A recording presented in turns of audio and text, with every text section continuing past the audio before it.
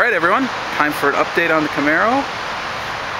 And as you can see, it's painted. And it looks awesome. We just had a little bit of a rain shower.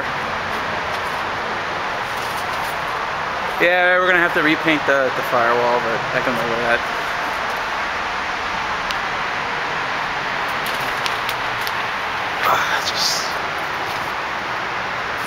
Just looks beautiful.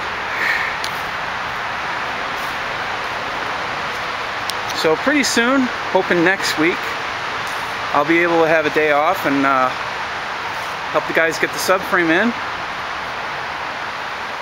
I can't believe how far this car has come since we started it. It's just looks gorgeous. It's amazing. Oh, here's a hood too.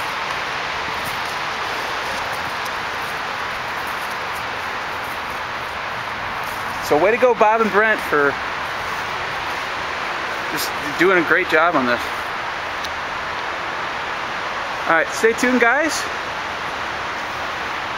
And I'll have a new video on my Mustang pretty shortly, and hopefully a new video on this car when we're putting the subframe in. So stay tuned.